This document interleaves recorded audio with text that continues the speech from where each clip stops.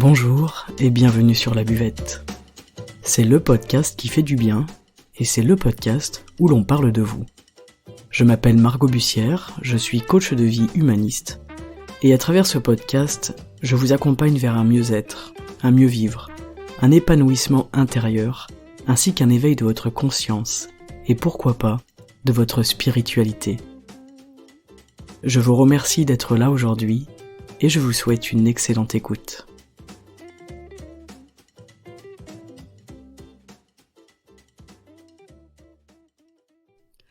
Vivre avec courage. Nous, les êtres humains, on fonctionne beaucoup sur la peur, et c'est assez rigolo d'en prendre conscience.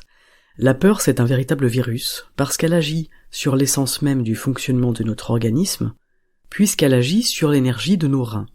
La peur, qui est appelée Kong, elle est associée aux reins, et l'émotion, à l'intérieur de nous, elle se manifeste toujours suite à un mouvement de chaleur.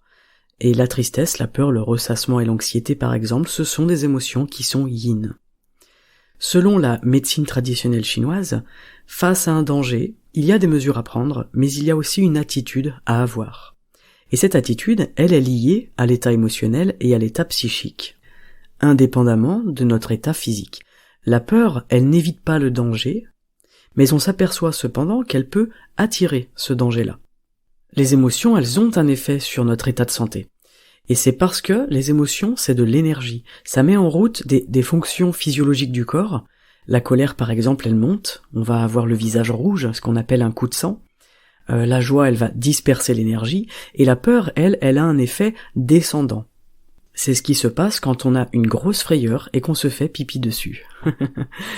La peur, elle a un effet important sur notre physiologie. Elle est liée aux reins. C'est une émotion qui affaiblit nos reins. Entre nos deux reins, il y a un point où se situe notre énergie originelle, notre source d'énergie, et qui peut du coup s'affaiblir et se refroidir sous l'effet de la peur. La peur, elle affaiblit ce qu'on appelle le feu de la vie, en médecine chinoise. La peur va aussi affaiblir notre capacité immunitaire, notre capacité de résistance, et donc laisser entrer les maladies plus facilement. Il est donc primordial aujourd'hui d'apprendre à atténuer l'impact de nos peurs et de leur faire moins de place à l'intérieur de nous, et c'est de ça dont nous allons parler dans cet épisode, vivre avec courage, j'ai peur et j'y vais. Alors la peur, vous n'êtes pas sans le savoir, elle peut se manifester dans absolument tous les aspects de notre vie, dans les relations. J'ai peur de lui dire que je l'aime ou à l'inverse, j'ai peur de lui dire que je ne l'aime plus. Dans notre santé, j'ai peur de me lancer dans telle ou telle activité qui me ferait pourtant du bien, mais où je n'y connais rien, où je m'estime nul. J'ai peur de franchir le cap. Également dans notre travail, j'ai peur de démissionner et de me retrouver sans rien, même si je suis mal et que je vais au travail avec la boule au ventre. J'ai peur de demander une augmentation à mon patron. J'ai peur de dire à mon collègue que ses blagues graveleuses me sont insupportables. J'ai peur de lancer le projet qui me tient à cœur. J'ai peur de changer de métier. J'ai peur de reprendre mes études, j'ai peur de présenter mon projet au monde, j'ai peur de parler en public, j'ai peur de me lancer dans ce qui compte vraiment pour moi. On peut également avoir peur des informations. Aujourd'hui, la peur, elle est véhiculée partout dans les médias, et elle crée d'ailleurs de sacrés dégâts, mais ça nous en reparlerons en fin de podcast. Bref, des peurs, il y en a de toutes les sortes. La peur qui paralyse, c'est la peur qui dure longtemps. Quand je suis dans l'action, la peur, elle prend moins de place. Mais si j'attends, si je ne fais rien, elle grandit et elle finit par me paralyser. La peur, elle nous prive de notre liberté, et c'est nous-mêmes qui la créons, cette peur-là. En clair, on se crée notre propre obstacle en fait, on se crée nos obstacles sur notre chemin de vie. Si un coureur refuse de prendre le départ parce qu'il y a des haies sur son trajet, eh bien il ne fait pas la course, il n'y participe même pas. Alors que s'il se lance, il court, et il saute par-dessus la haie, il avance. Et on s'en contrefiche si la haie elle tombe par terre, puisque de toute façon on ne regarde pas derrière. On regarde déjà la prochaine haie, et on prend encore plus d'élan pour sauter par-dessus. Et bien voilà, la vie elle peut s'apparenter, la vie et les peurs peuvent s'apparenter à un 100 mètres haie. Imaginez-vous sur le départ de la piste, êtes-vous celui qui ne prend pas le départ parce qu'il voit des obstacles, ou êtes-vous celui, ou celle d'ailleurs, qui se lance en ayant comme objectif de sauter par-dessus chacune des haies pour atteindre la ligne d'arrivée? Est-ce qu'un rien t'arrête ou est-ce que rien ne t'arrête? J'ai peur, et alors? Est-ce que c'est parce que j'ai peur que je ne peux pas y aller? Est-ce que c'est parce que j'ai peur que je ne peux pas faire les choses? On se cache souvent aussi derrière la peur, elle nous sert d'excuse pour ne pas avancer, pour ne pas se lancer. La peur, c'est finalement une excellente raison pour ne pas faire les choses. Et on dit, quand j'aurai plus peur, j'irai. Mais en fait, non. Tu n'iras jamais. Tu n'iras jamais si tu attends de ne plus avoir peur. Et croyez-moi, je sais de quoi je vous parle. C'est dans l'action que l'on peut contrer la peur. Agir malgré la peur, ça s'appelle le courage. Et vivre une vie de courage, vivre avec courage, c'est vivre avec toutes les peurs qui nous traversent constamment. Ne croyez pas que les autres, autour de vous, ils n'ont pas peur. Tout le monde a peur et c'est normal. La peur, c'est un instinct, aussi parce que notre cerveau, il est paramétré pour se méfier, pour éviter le danger, pour éviter l'inconfort. Donc ça va se manifester avec le sentiment de peur. Par exemple, si je monte sur le toit de mon immeuble et que je me penche au-dessus du vide, la peur, elle est présente immédiatement et c'est normal. Elle a une fonction de protection, qui est basée sur l'instinct de survie et l'instinct de conservation. Mais c'est à nous d'utiliser cette peur et ce mécanisme naturel comme un moteur. Alors non pas pour sauter du toit évidemment, mais pour avancer dans notre vie selon les domaines dans lesquels on va ressentir de la peur. Aller au-delà de la peur, c'est la transformer en moteur. Ne pas rester figé, ne pas reculer, mais bien avancer, y aller. Même si on a la peur au ventre, on y va avec la peur. C'est comme ça que vous allez la transformer, en fait, en la gardant à l'intérieur de vous, et en y allant quand même. On reconnaît simplement que la peur, elle est présente, et c'est tout. Elle ne prend pas de décision à votre place. La peur ne doit pas vous empêcher d'agir, et si vous la laissez faire, elle le fera de plus en plus souvent, et de plus en plus intensément, et vous deviendrez paralysé, au lieu de l'utiliser comme un carburant pour votre moteur interne, pour votre feu sacré.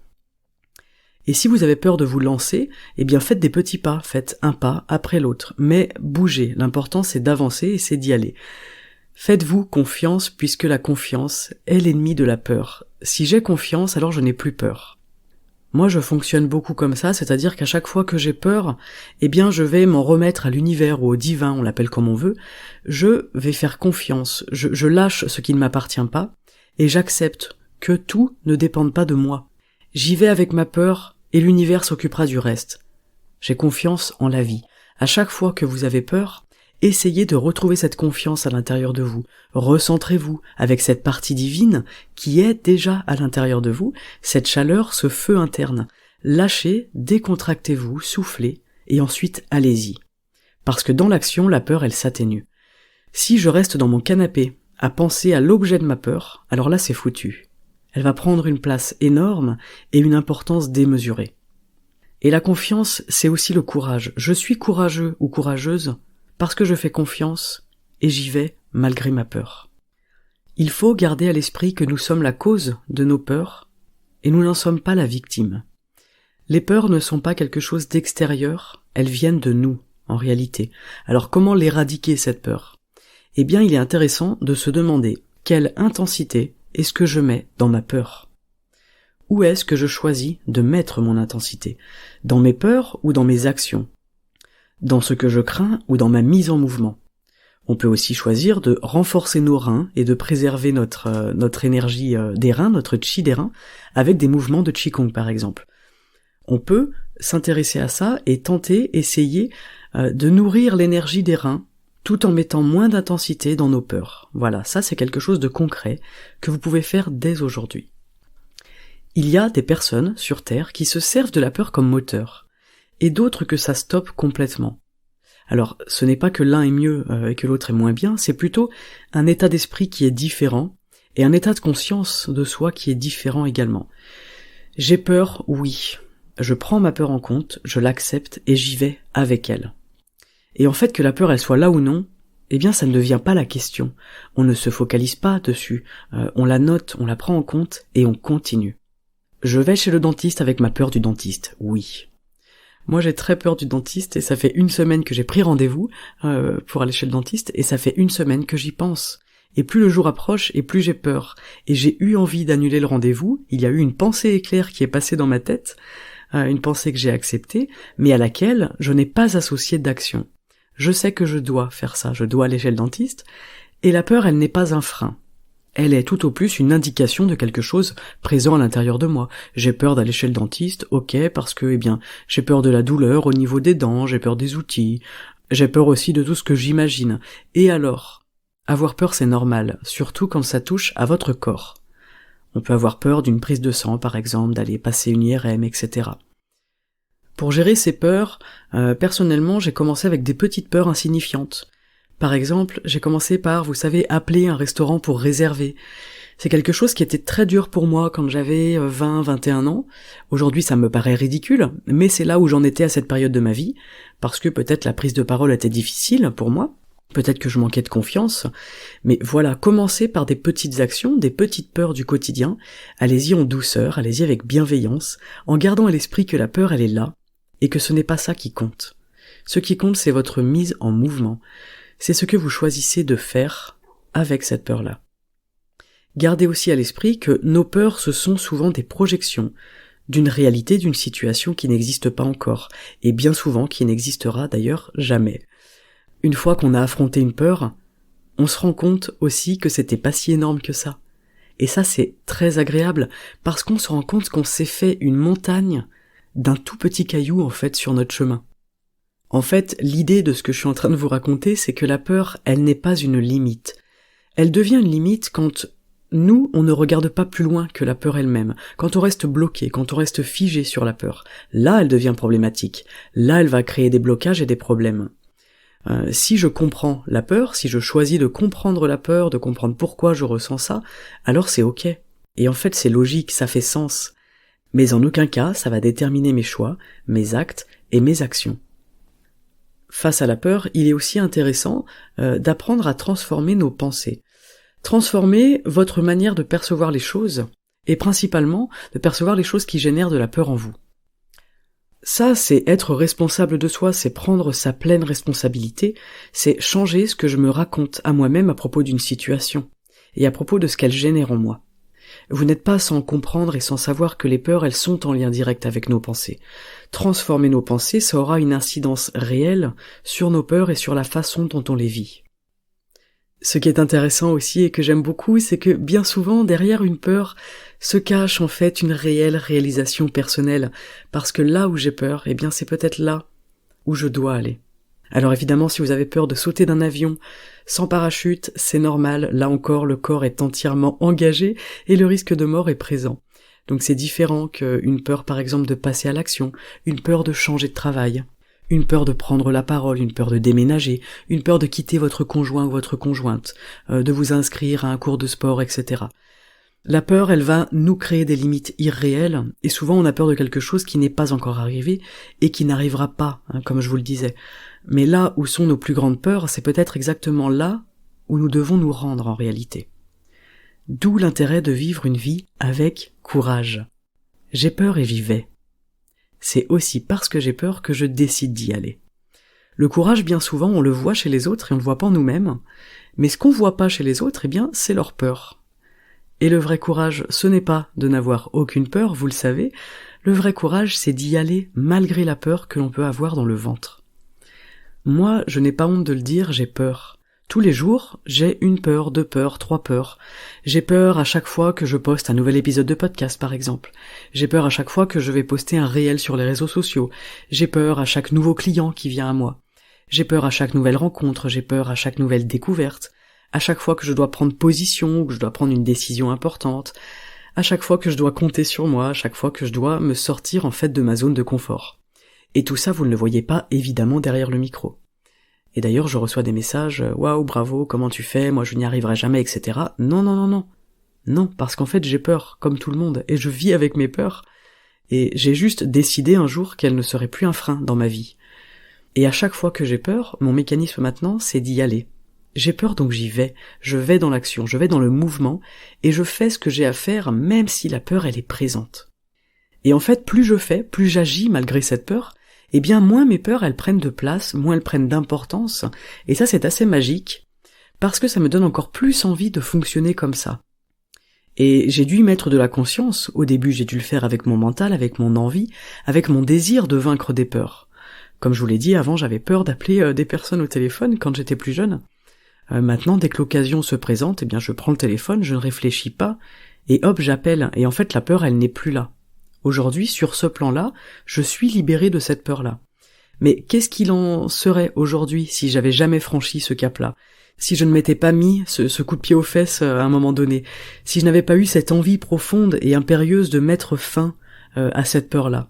Eh bien aujourd'hui, peut-être que je ne ferai pas une émission de podcast, peut-être que je ne ferai pas des publications vidéo, des publications de contenu sur Internet.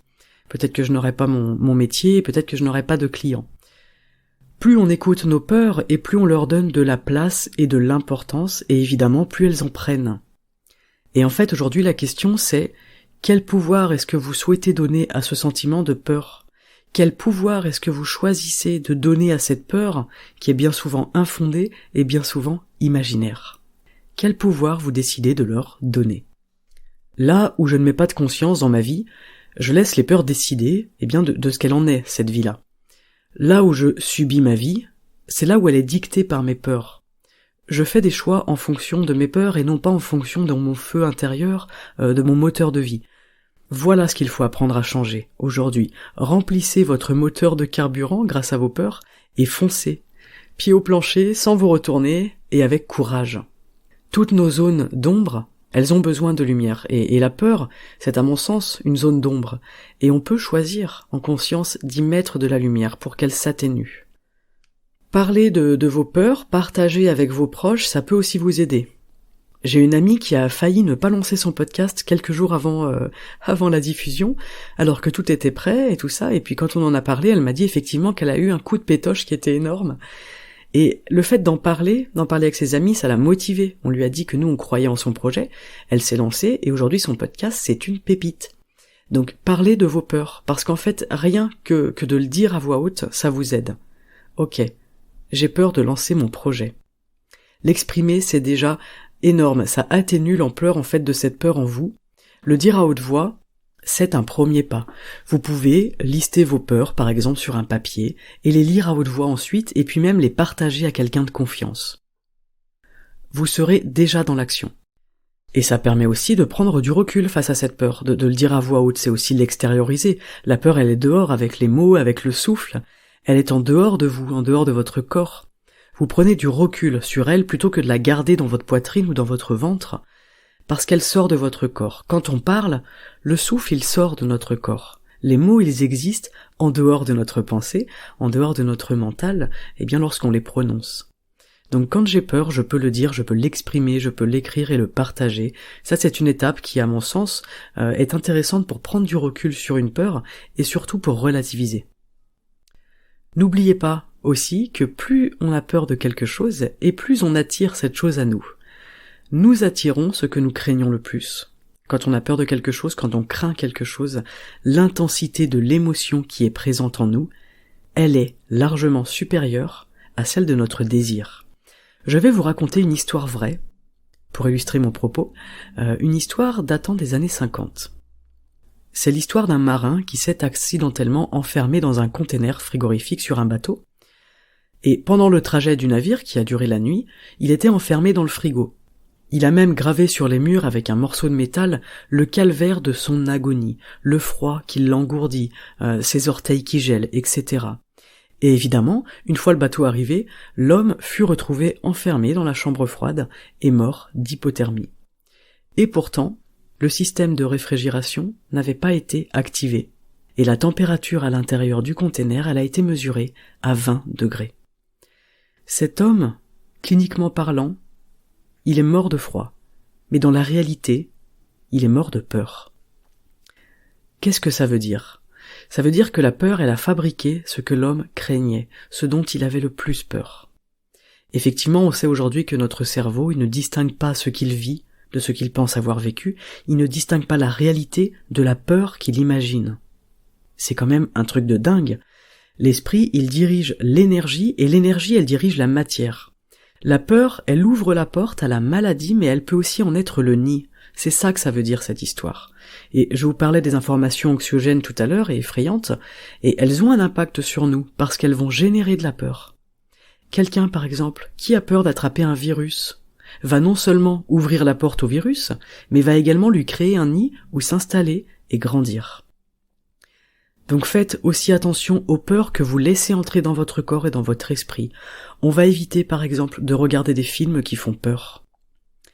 On va aussi éviter de faire peur à quelqu'un. Vous savez que pour rigoler, quand on surprend quelqu'un et qu'on le fait sursauter, en fait, ce sursaut de peur, il est très mauvais, surtout pour un enfant. Il faut vraiment éviter de faire ça aux enfants, parce que cela va créer de nombreuses peurs futures, et c'est quelque chose dont on n'a pas conscience et qu'on n'a pas connaissance chez nous, mais vivre le moins de frayeur possible, le moins de peur possible, c'est très important, parce que toutes ces peurs, elles ont une incidence.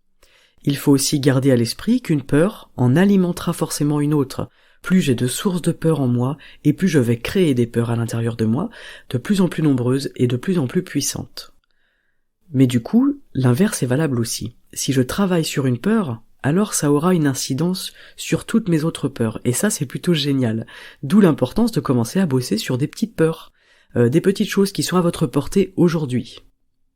Bref voilà, ça c'était une parenthèse, mais quand vous ressentez de la peur en vous, rappelez-vous toujours de ce marin mort de froid dans une pièce à 20 degrés. Voilà pour le partage du jour. L'idée c'est vraiment que la peur ne devienne pas un frein pour vous aujourd'hui dans votre vie. Si tu as peur, fais-le quand même. Si tu as peur, fais-le en ayant peur. Parce que l'important, c'est de le faire. J'espère que cet épisode vous aura parlé et peut-être qu'il vous aura aidé à comprendre la peur et peut-être vous aura-t-il donné envie de lui faire moins de place dans votre vie à cette peur-là. Si vous connaissez des personnes qui vivent une vie régie par la peur, eh bien n'hésitez pas à leur partager l'épisode évidemment. Ce podcast, c'est un partage d'une vision personnelle, bien sûr, la mienne, un partage de choses qui m'ont aidé et qui m'aident encore aujourd'hui, au quotidien, et dans le but tout simplement de vivre peut-être plus libre et plus heureux. Si cette émission vous plaît, n'hésitez pas à la partager, à la liker et à la noter sur vos plateformes d'écoute préférées. C'est grâce à vous et à votre soutien et à vos interactions que ce podcast existe, alors je vous adresse un sincère merci. Et je vous souhaite avant toute chose une excellente journée. Prenez soin de vous et soyez courageux. À très bientôt sur la buvette. Ciao.